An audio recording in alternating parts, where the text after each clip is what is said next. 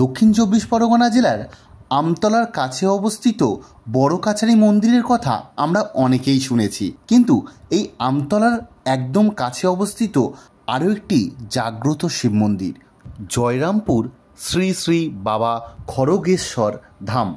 তাহলে চলো আর দেরি না করে সত্যি মায়ের সাথে তোমরাও এই মন্দিরটা ঘুরে দেখো। আমতলা দক্ষিণ চব্বিশ পরগনা জেলার বিভিন্ন প্রান্তকে সড়কপথের মাধ্যমে সংযোগ রক্ষা করে রেখেছে, আর এখানে কলকাতা থেকে খুবই সহজে আসা যায়। আমতলা মোড়, ডান দিকে কলকাতা যাওয়া যাবে। এই রাস্তা সোজা গেলে ডায়মন্ড হারবার, আর এই পারটা যাচ্ছে বারুইপুর। আমতলা মোড় থেকে জয়রামপুর যাওয়ার অটো অথবা টোটো পেয়ে যাবে, ভাড়া লাগবে 10 টাকা। এটা হলো জয়রামপুর মন্দিরে যাওয়ার গেট, আর এই গেটের সামনে আছে টোটো স্ট্যান্ড। এখান থেকে তোমরা টোটো করে যেতে পারো জয়রামপুর মন্দিরে। এই সাইডে আছে আমতলা, আর এই পারে সোজা চলে গেলে বিদ্যানগর যে স্কুল আছে সেই দিকে যাওয়া যাবে। তো আমরা এখন এইখান থেকে সোজা যাব, তোমরা চাইলে হেঁটেও যেতে পারো। চলো, আমরা সাইকেল নিয়ে এসেছি, সাইকেলে করে ভিতরে যাব। এই রাস্তা কিন্তু খুবই ভালো, তোমরা চাইলে হেঁটেও যেতে পারো। এইখান থেকে মোটামুটি 10 থেকে 15 মিনিট টাইম লাগবে। ছোটোবেলায় যখন এই মন্দিরে আসতাম বাবার মাথায় জল ঢালতে, মানে এই মন্দিরে চৈত্র মাসে একটা মেলা হয়, আর সেই মেলাটা আর কিছুদিন পরে হবে। ছোটোবেলায় যখন আসতাম এটা খুবই খারাপ রাস্তা ছিল, কিন্তু এখন খুবই ভালো করে দিয়েছে রাস্তাটা। চলো এখন মন্দিরের দিকে যাওয়া যাক। মেলার সময় জয়রামপুর মোড় থেকে পুরো এই রাস্তার দুপাশে প্রচুর দোকানপাট বসে। টোটোতে আসলে টোটো এখানে নামিয়ে দেবে, এখান থেকে বাঁদিকে ঘুরলেই মন্দির। দেখো এখানে মন্দিরের বোর্ড দেওয়া রয়েছে। আমরা এখন চলে এসেছি মেন মন্দির প্রাঙ্গণে, আর এটা হলো মেন মন্দির। আর এই মন্দিরের সামনে দেখো এই যে মন্দিরটা আছে, এটা নাট মন্দির বলা হয়। মেলার সময় এই চত্বরটা পুরোপুরি অন্যরকম হয়ে যায়। দেখো কিছুদিন পরে মেলা, এই যে প্যান্ডেলগুলো বানানো হচ্ছে এগুলো বিভিন্ন রকমের দোকান বসে। এই পুরো চত্বরটা দেখো, এদিকেও বাঁধানো হচ্ছে। আর এইটা হলো বাবার আসল পুকুর।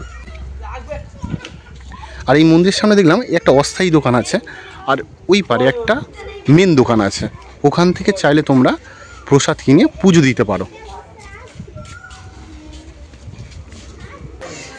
এটা হলো এখানকার স্থায়ী দোকান, এখান থেকে তোমরা পুজোর ডালি কিনতে পারো।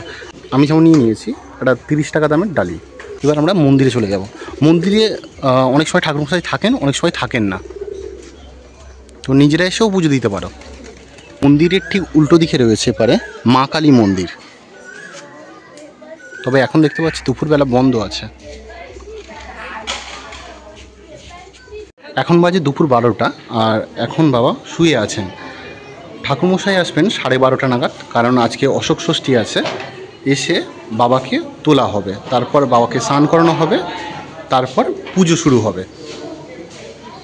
এখানে প্রসাদটা রেখে দিয়েছি। এখানে একজন আছেন যিনি পুজো জোগাড় করেন, ওনাকে আমি জিজ্ঞাসা করছি যে এখানে পুজো দেওয়া যাবে। উনি বললো হ্যাঁ দেওয়া যাবে। তো আমি সেই মতো এখানে রেখে দিয়েছি জিনিসপত্রগুলো। তোমরা চাইলে পরে এসে প্রসাদটা সংগ্রহ করতে পারো। এই মন্দির খোলা থাকে সকাল 10টার পর থেকে রাত্রি 8টা পর্যন্ত।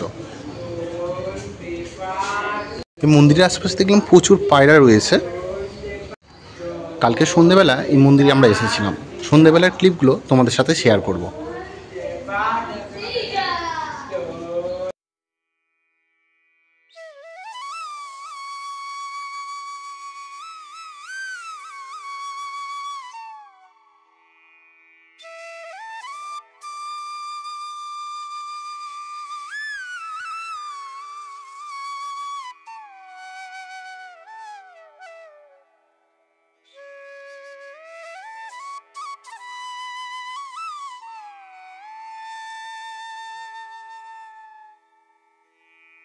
এই পুকুরের আশেপাশে দেখো পার্ক মতন করা রয়েছে, বসার সিটও রয়েছে। সন্ধ্যেবেলা এসে অনেকে এখানে বসে।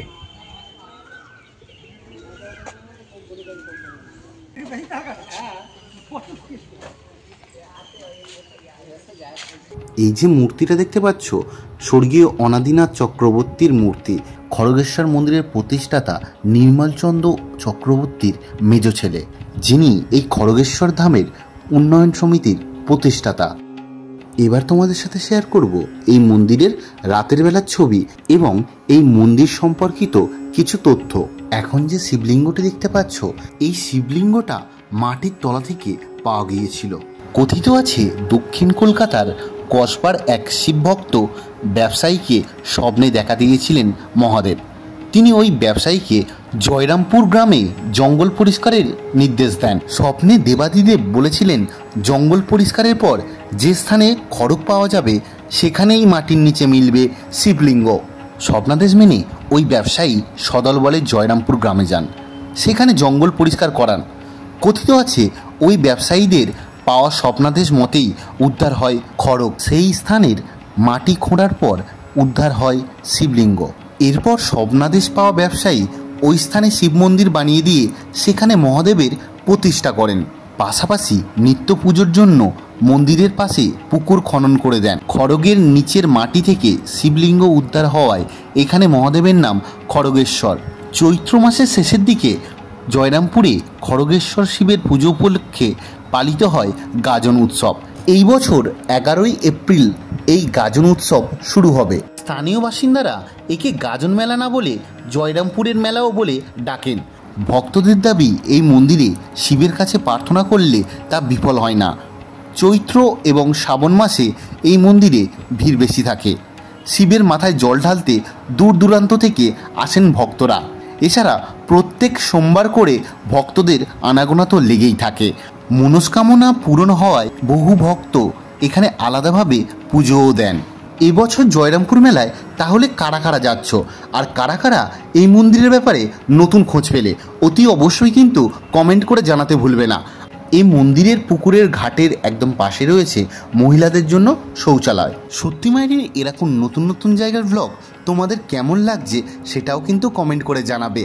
আর আমাদের সাথে জুড়ে থাকার জন্য অতি অবশ্যই লাইক করে চ্যানেলটাকে সাবস্ক্রাইব করে যাবে, তাহলে নতুন ভিডিও আসলে সবার আগে তোমরা পেয়ে যাবে। আজকের মতন ব্লগটা এই পর্যন্ত রইল। দেখা হবে পরবর্তী কোনো নতুন ব্লগে।